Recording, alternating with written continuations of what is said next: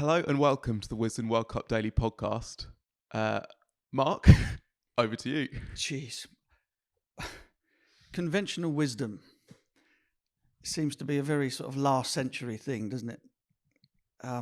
However, boiling hot conditions, shortening your batting lineup to have Adil Rashid batting at 8, and then deciding to field in the heat and humidity of the day, leaving yourself short in the batting department is just completely and utterly baffling to me. Regardless of anything else, regardless of the changes, the 3 changes that they made, I didn't see them coming. I mean, I thought that Woakes and Curran would probably not play.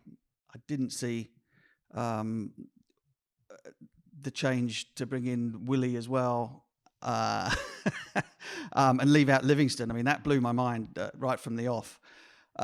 However, the basic decisions around what you do if you won the toss and the composition of your team and how that plays into the decision you've made has just completely blown my mind today. It was shambolic, the whole thing. None of it made any sense. And then, despite the fact that we had a couple of windows of opportunity, having taken sort of 5 wickets before the 40th over and kind of looked as though the damage limitation was possible, England just didn't have the energy to be able to kind of drive home that advantage or slender advantage that they gained. And in the end, what you got was an absolute massacre. I spoke about the crumb of comfort for England after the Afghanistan loss being that, that South Africa could very easily stink the place out, having looked like the best team in the tournament. And it happened. But then England went and stunk the place out twice as bad. It was very, very poor today. And, there'll be all kinds of inquests about sort of, the not giving 50 over cricket any sort of real prominence, I suppose, in the domestic calendar, which I don't think has made a massive amount of difference to this tournament. But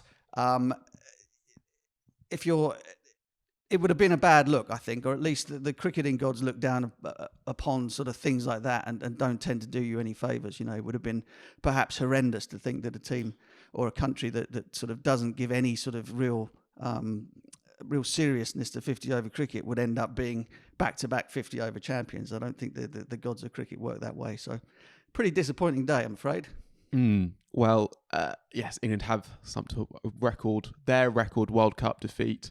It looked in danger of being a record World Cup defeat overall for some late whacking. Jos Buttler won the toss, and then right from the moment actually the toss was won, everything went wrong. And South Africa were brilliant, and we'll get to them. But I mean, it's hard to think of a game, to be honest, that's been so dictated by that decision. And I'm trying to work out what he could have been thinking, basically. And is there something in that I think maybe stats at the venue say that chasing is the way to go? And is there a possibility that England are too stats driven? Because I was thinking that you got later in the innings, they brought back David Willey, who was, struggling so much with cramp. He actually pulled up for his first ball in that over. And then when he did bowl, it was a big full toss, gets pumped for 6. And actually that was, even at that stage, I think maybe it's 340 and we can keep them 2. And then from that point on, they hit, I think, 79 off the next 4 overs. And that is game completely gone. And Atkinson had overs in the shed at that point. Now he also went for runs in the open there. So, but that felt a bit like, that they've just gone with seniority there, that they haven't, they almost had a pre-game plan that Willie was going to be at the end, and they haven't adapted in-game to think, oh, Atkinson's actually bowling all right. We know he's the new guy, but actually, let's give him a go. And is that a thing that you think filters through, that they're a bit too... I don't know. Look, I just think that the decision-making around... if you go all the way back to sort of squad selection in the first place, the decision-making around everything that happened today made no sense whatsoever. I could have almost understood the idea that you wanted to chase runs if you were still, with Rashid coming in at 10 or 9 or 10 or 11 or wherever he's been batting over the last 8 years for England. But it makes no sense at all, regardless of what the stats say, that if you think that chasing is the way to go, why do you then, on purpose, shorten your batting lineup to the extent where Adil Rashid is batting at 8? It just, that doesn't make any sense. The whole thing is, performance-wise, was pretty average. I mean, bowling-wise, I think Atkinson did pretty well after his first over. and showed that he had, the sort of the right sort of attributes to be a middle overs bowler in the way that Curran didn't.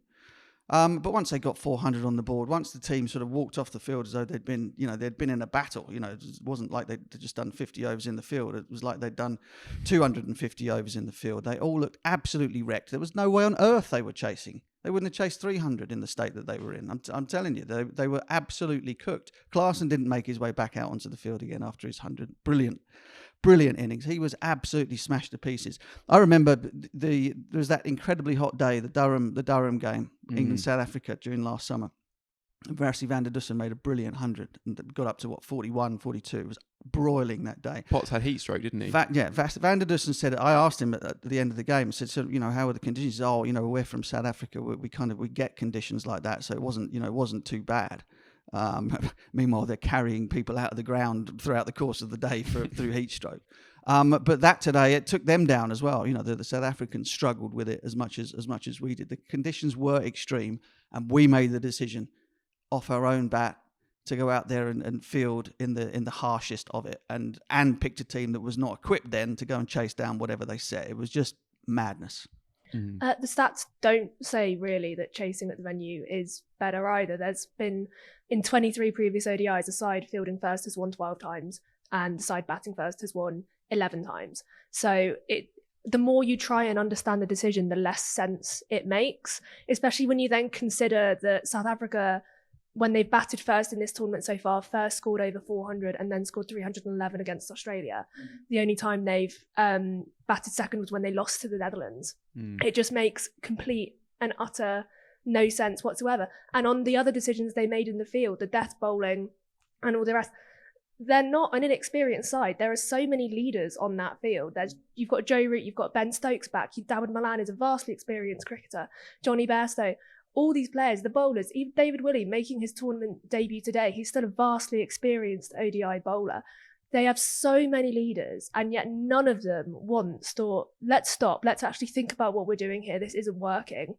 Let's put Gus Atkinson on at the death. Let's change this up. No one said in the team selection, do you know what? I think this might actually be a bad idea, picking this balance. It's just, the more you try and understand it, the more ununderstandable it becomes. It just doesn't make sense. Yeah, this really did have every hallmark of kind of like an England overseas horror show, didn't it? You got questionable decision at the toss, tick. Multiple changes to a side, tick. Dropped catches, tick. Batters who then fall right into the opposition plans, tick. Bad reviews, tick. And then also the tail enders just giving it a whack to show that actually the pitch was fine and the opposition bowlers could be taken on. And and then also, because the tricky thing with the bowling is that there were times when there was like, not just that they bowled well, and when that's for 250 for 5, you are thinking, they may keep them to 300 here, and actually they're in the game with that long tail. But also, there was actually quite a lot of heart from Adil Rashid and Reece Topley in particular, and Gus Atkinson, I guess, to come back from that first over. But those two, so Rashid was struggling with illness, and Topley injured his finger, and we'll talk more about that. But like that, not that we're taking positives, it's just amazing to think about how quickly it disintegrated from a position that England were doing okay, and there were some players playing quite well, to completely World Cup wheels off, car crashing into the wall. I was listening on the way up here to the radio, and Heinrich Klaasen won the Man of the Match award for yet another stunning innings from him. What a player he is. And he talked about when they lost those couple of wickets, and they lost Markram and Miller in pretty quick succession. And Klaasen sort of said, look, the opposition are flagging here. They've got a window, but if we can just hold them off for a couple of overs, sit in, because Klaasen's the numbers in the innings, 109 from 67, looked like he just pogoed it all over the place. Well, he didn't. He had little periods of time where he just sat in. So we take another couple of overs out of the innings for them, make the bowlers have to come back and bowl some more. He said they are absolutely, they're out on their feet, and we will get the opportunity to do what we did to them in the last 10 overs. So they were thinking very, very clearly about the conditions and how that was going to affect the effectiveness of England's bowlers at the back end. You're right. Topley came back in. He's got a fracture in that finger, so he had a massive splint on when he came out to field. I mean, even that was bizarre. He came back out. He came back on with his fingers, his two, his forefinger and his middle finger, his index finger and his middle finger taped together. And you're thinking, well, he's coming back out because he can bowl straight away. He came back out, stood in the field didn't bowl for 10 overs. Why did he come back on? Just spend a bit of time in the heat. There was no reason for him to come back on. It was just nothing made any sense from England today. Nothing at all. And on top of that, South Africa played quite brilliantly. They played like a team who, again, we'll see what happens later on, but if they are almost certain to be going through, along with India and New Zealand. Have they finally kind of got the players and the mentality to go where other South African teams have not been able to go in the past? Because on a performance like today, you would think that they could possibly do that. Yeah. You say there's a lot of heart shown by Adil Rashid. Like we mentioned it earlier, England would have known before the game that he was sick, that he wasn't going to be at his best, and they still gave him no choice but to bowl those 10 overs. Really, he's in as the sole spinner apart from Joe Root. He didn't have any choice other than to show that heart, and it's kind of like he's the most irreplaceable bowler in their lineup, but it showed how irreplaceable he was today by the fact they still picked him, even though he was nipping off the field presumably to be sick every 5 minutes. Yeah, and again, if you know that is the case, and you know that he is unbelievably important to you in the thing, then why send him out there in the heat of the day? Again, it's just everything about today was baffling, completely baffling, and England deserved nothing. No credit whatsoever. Jos himself said that he got it wrong at the toss. Matthew Mott fronted up at the end and said that they probably got the selection wrong and got the decision at the toss. I mean, these are the things, that's what they get paid to do. And that was a really, really bad day. Yeah. Should we talk a little bit more about South Africa and then do a bit more in England? I mean, that partnership, it's one of the great World Cup partnerships, really, isn't it? It was 156 off 77 balls. 79 of those runs came off of the last 4 overs they batted together. And we've mentioned Klaasen, and he is maybe the inform or one of the informed white ball batters on the planet. But Jansen was absolutely brilliant, wasn't he? And, we know he's really talented, but this was another proper mature innings as well as a brutal one, wasn't it? Well, I saw him, and I can't recall whether or not it was watching him at the back end of an SA20 game or whether it was playing for South Africa, but I watched him do something similar to that before. He's unbelievably clean at striking the ball, sort of a long, lazy swing of the arms, sort of technically perfect. And so he does, the idea that South Africa's batting lineup finishes at 6 has always been incorrect. But again, he comes in with Klaasen virtually on his knees as well, so it carries him over the line and plays. I think there was a pretty big case for him to have been man of the match as well as instead of Klaasen, despite Klaasen's brilliance with it, because he picked up 2 wickets as well in the early part with a new ball. I mean, he's a fantastic cricketer. And he could be the guy, and we'll sort of talk about South Africa's prospects going forward, but he could be the guy that kind of knits the whole thing together for them. They've obviously got a lot of quality in the bowling department anyway. They've got a very heavy top 6, but he's the one that knits the 2 parts together and allows them to play, a balanced team in a way that England had no balance at all. And we kind of knew this. Sorry to go back to England again, but we knew this. But we were talking about it after the Afghanistan game, knowing that Stokes was going to come back in. That however they did that, it was going to leave a hole somewhere. In the end, the decisions they made sort of left 2 or 3 holes. That's the way that I saw it. But South Africa, I think, in their makeup. The issue for them, perhaps Maharaj is, on turning tracks, I think he's really, really good. That they don't perhaps have that sort of variety, Jansen aside, in terms of the bowling attack. But you give them a chance to put runs on the ball with that lineup, and 9 out of 10 times they will, because they're a fantastically strong batting lineup, and they're all in great nick. Even Hendricks didn't know he was playing until 20 minutes before the toss. Bavuma had to sit it out injured, and he came out and played quite magnificently against the new ball and got them off to, built that platform to begin with. So, even when they lose one of their top 6 or batters steps out, they've got other guys who are capable of coming in and filling that gap quite nicely. So fair play to them. They were brilliant today. Yeah, I guess that's one of the things, isn't it, Catch, is that you can talk all you want about like England's team balance, but when you just look down those 2 lineups and you're picking it based on current form or what they've done in the last few years or whatever, England's is just not as good as South Africa's, right? Like South Africa can play that balance because they have a properly bankable top six and bowlers who are going to, take wickets and be relied upon to an extent. They'll travel on their day, but England just don't have that in either department, really, do they?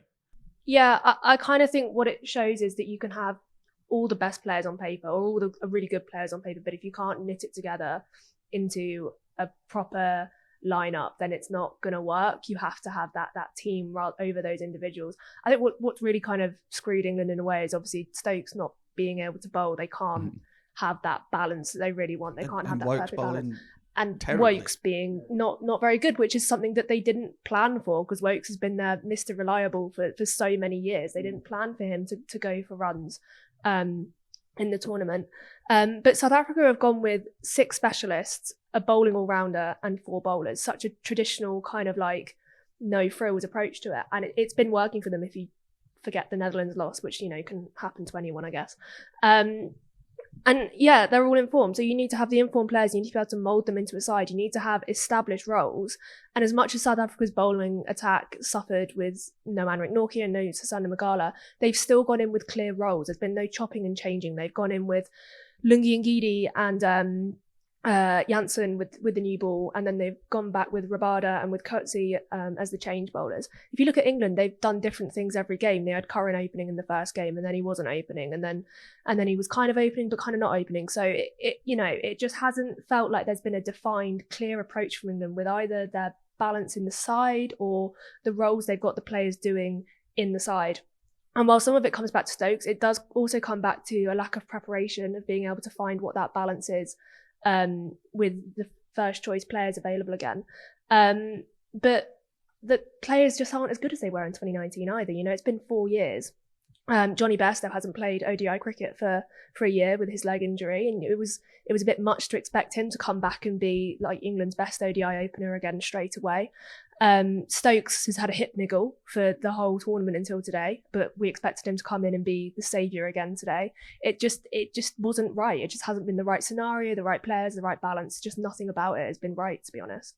Given all that, what do England do? I mean, they're theoretically still in, if they win their next 5 games, they will probably be in the semi-finals. It doesn't get any easier. They have Sri Lanka next, and we'll talk about them against Netherlands later. And then it's India and Australia. And I guess also they now have a question probably over how to replace Topley in the squad, because he's probably been their best player this tournament, hasn't he? No, yes, and they didn't start with him. He didn't play the first game. I mean, again, Katia mentioned it. He didn't.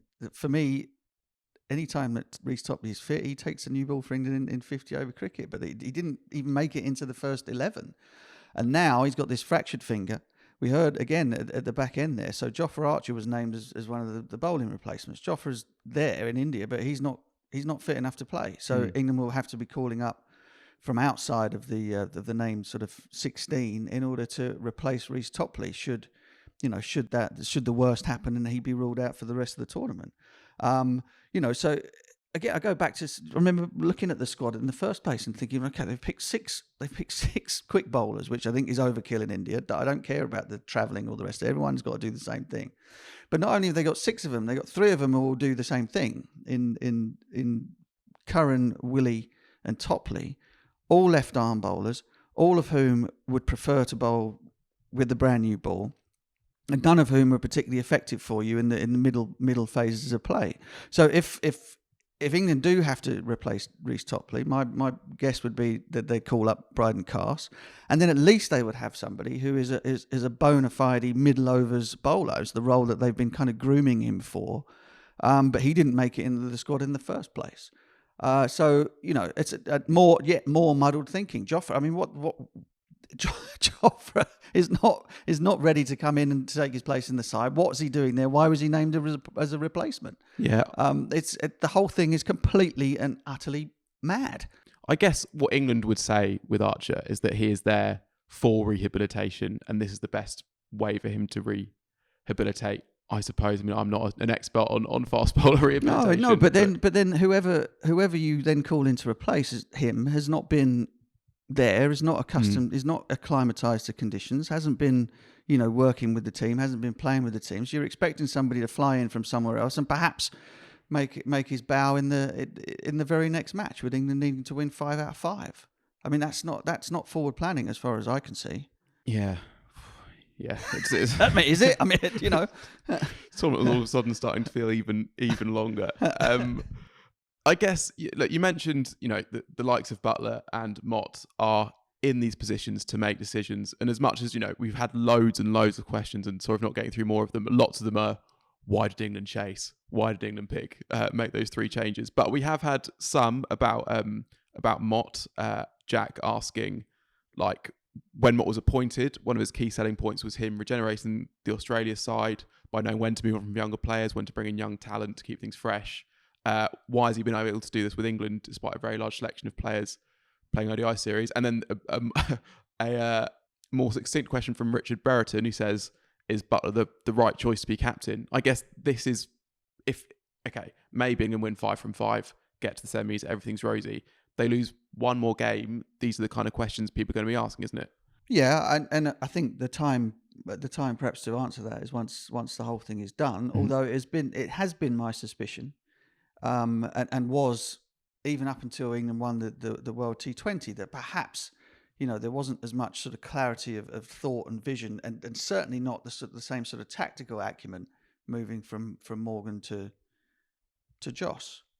Fabulous player, one of England's very, very best. But just my suspicion was that kind of he didn't quite have his finger on the pulse, doesn't read the game quite as well as the guy who was before him. But I suppose you could then say, well, who does? On the question of why haven't England sort of regenerated? Well, they haven't played any cricket. They haven't played any 50 over games. How do you regenerate something when no one's playing? And then when you do get the odd opportunity to kind of play, you've got players who are being rested for because they've been involved in test matches or whatever it might be, and the schedule kind of hasn't allowed for Matthew Mott and for Jos Buttler to kind of get that type of preparation leading into the tournament that Owen Morgan had for 4 years leading into the one at home. And you can point fingers on that score in terms of that being their fault, but I also think that their hands are slightly tied behind their backs in terms of the way that the schedule fell for them in the run up to this. Which you could then, the argument against that, I suppose, is you turn around and say, well, they could have had a proper go at trying to figure out what the roles were in the 3 matches against Ireland before they left. Could have. Mm-hmm. Did they treat sort of the entire preparations to the tournament with the seriousness that perhaps it deserved, knowing that they were going in there as champions and the conditions in India were likely to be very, very difficult and very, very different. But I at this moment in time, they have what they have, and talking about sort of whether or not they're the right people going forward is something that we should do once it's done. Maybe we're in for a white ball reset 2015 style. It could be. Could be.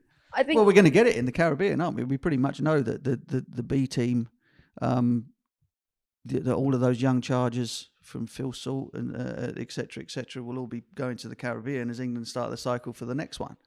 And that's where the regeneration comes. And I guess that's when the question about Mott and Buttler, are they the right people to kind of take that forward, or do you need to swing the axe now and get a whole new group in to sort of start afresh? But again, I don't think this is the right time to decide that. Yeah, I think I agree with you. But Buttler and Mott have kind of had their hands tied in preparation for specifically this tournament, especially after winning the T20. They kind of had license to do whatever after winning that because everything was still on track. And they always had the promise of the 2019 champions coming back, like Joe Root, who's not available for most ODI cricket, and Johnny Bairstow after his leg injury. And when Ben Stokes says he's unretiring, who's going to say no to having Ben Stokes in your 50 over World Cup squad? So these players probably not going to be the players going forward because they're not going to be the ones going into the 2027 we're at now World Cup. Mm-hmm. But I don't really see, in terms of selection wise, with those specific set of players rather than the balance of the squad, I don't see much different than anyone else would have done in that scenario. No, I agree with you there. I completely agree with you there. And the one guy who in the ODI cricket that England did play, who probably could put a case forward, is Dawid Malan. He's not a young guy who's regenerating the side, but he won his place fair and square, didn't he? He did. So. And put it this way, that as Katya rightly points out, that most of this squad 90% of it will not be around for the next one. So there will be a regeneration, and then it will certainly be a question of, okay, well, who are the right guys to carry this forward? You might see if the thing ends up being as chastening as it looks like it being, that even people that you think might just be there for the next 2 or 3 years might just decide, you know what, I've had enough, and you wouldn't blame them either. I would have thought after. I say after, it hasn't finished yet, but as we are at the moment, if things don't improve, then I can't see even Jos might decide, you know what, I've had enough, and throw the towel in with 50 over cricket altogether, as we seem to have done in this country as a whole. Yeah. Okay. Well, that seems like a pretty good place to end part one. In part two, we'll try and keep ourselves from talking about England and instead discuss Sri Lanka's first win of the World Cup and tomorrow's top of the table clash between New Zealand and India. Sri Lanka are on the board. This was actually technically one of the closest games at the World Cup so far. Sri Lanka chasing down 263 with 10 balls to spare. Maybe we should have started with this game. Katya, Sri Lanka actually haven't been that bad at this tournament, have they? And they were quite good today, I suppose. No, and this is a much better game to talk about. Actually, this is a much happier game. Yeah, so Sri Lanka obviously had that loss to South Africa first up when South Africa posted 400 and too many, basically, whatever it was. And that's not a good look when you're trying to say Sri Lanka are actually not that bad. But it was a really flat pitch and they had a really, really good go at chasing it. Kusal Mendis was absolutely outstanding, as he has been throughout the tournament. And then against Pakistan, they posted well over 300 and got undone by brilliance from Mohammad Rizwan. So they've kind of fell victim to a couple of anomalously good performances so far in the tournament. And then they lost against Australia. And while that was kind of obviously fair and square, it wasn't a bad loss. It was, if you look on paper at Sri Lanka suffering from a load of injuries, having to replace their captain in the early stages of the tournament, to not lose to Australia absolutely horrifically was actually quite good. And then against the Netherlands today, they had them, they collapsed from, they were 7 for 1 at one point, and then they were about 96 for 6, something like that. 91 for 6, Netherlands were, yeah. 91 for 6. And then you had a brilliant partnership between Sijbrand Engelbrecht and Logan van Beek. I think Sijbrand Engelbrecht has now qualified for pod favourite status. Yeah. The amount we talked about him. Yeah. Personal favourite status as well, actually. Yeah. He's really interesting as well. So have we talked about him much on this podcast? A few times, but does he come up much? Do you know the story? No, what's the story? Katya, take it away. So he played for South Africa in the Under-19 World Cup yonks ago, so like ages ago. In the Coley and Williamson Under-19 World Cup. Wow. And he took a brilliant catch in it as well, that if you Google greatest catch ever, it comes up from that tournament. Yeah, and then he couldn't make the jump from South Africa Under-19 to like South Africa main adult squad. And 8 years later, having not made his international debut, he quit cricket altogether. Mm-hmm. And then again, some years later, decided to go and play for the Netherlands. Well, but not even so. He was, I can't remember what the name of the company he worked for was, but he's got some business qualifications and stuff, so he worked his way up the ladder there. And then they were just wanted to expand their European office, so we're like, well, we'll send you out to the Netherlands. It wasn't at all like he was aiming to do that. And then when he got there with his wife, he was just, that's the only people he knew there. So he was like, well, I've got to make some friends, so I'll play some cricket, and then does pretty well. And actually, they didn't even know he was able to qualify until after they had already qualified for the tournament. That was when they realised that he was eligible to play, and now he's making 70 in a World Cup. Yeah, and that was his maiden ODI 50 as well, having made his ODI debut in the first match of the tournament against Pakistan. It was also Logan van Beek's maiden ODI 50. Is it Beek or Bake? Or we go for either. Let's go for Bake. I think it's Bake. I think the double E is an A. I have no idea. Sorry, I have a Dutch housemate. I'll ask her. So they had a really, really good partnership, and the Netherlands ended up posting 262, which is actually really good. And then, as you said, Sri Lanka chased it down with 10 balls to spare. And the most interesting thing about that chase was Sidira Samara Wickrama, who finished on 91 not out, so 7 runs short of a century. Played for the team, didn't play for his individual milestone of century. I'll let that sit there. And it was 10 balls left in the win, which is the closest result of the tournament so far. Still not that close because they won by 5 wickets, 10 balls remaining. But you've got to take your small victories. You certainly do.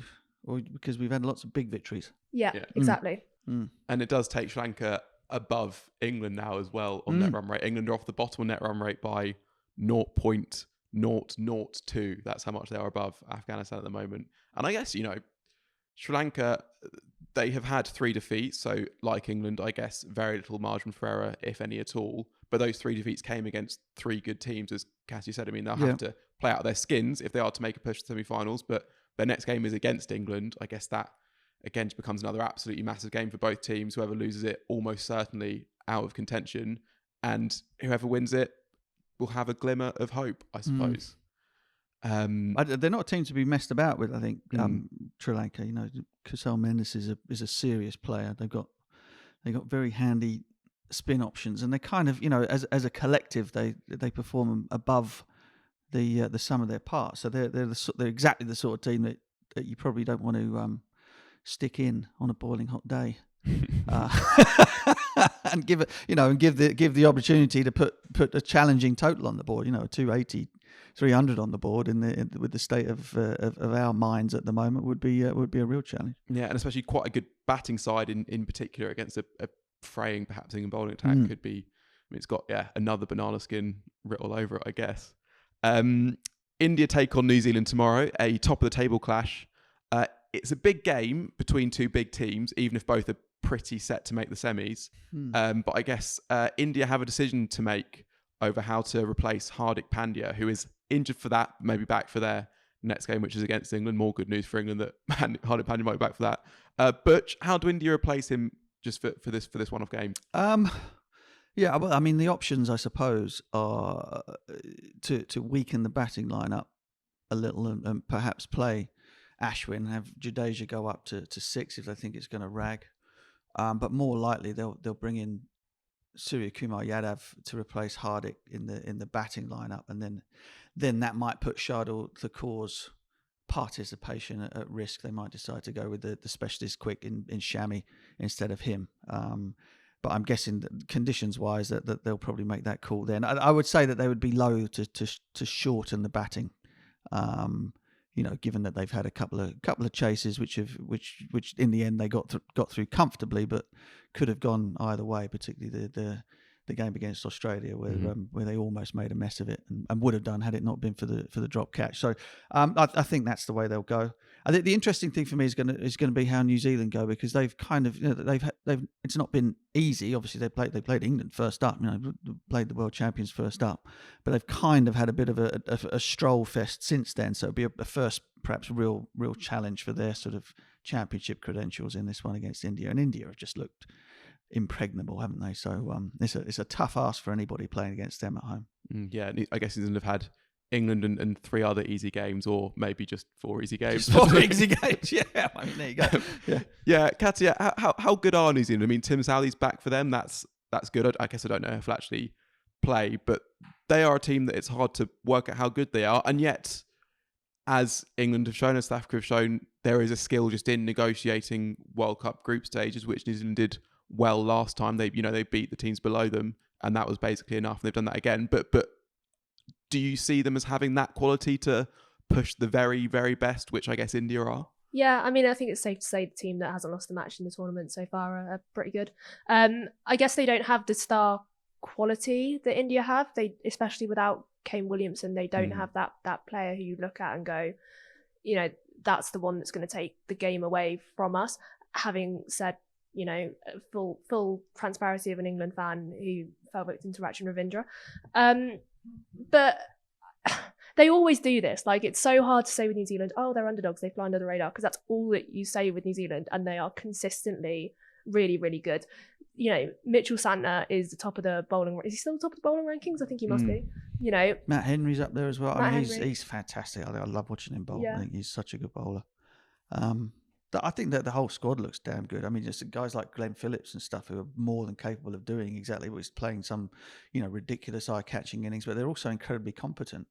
And they seem to be very, very happy within their own skin in terms of the way they want to go about making runs in the tournament. They've not gone mad in the power play.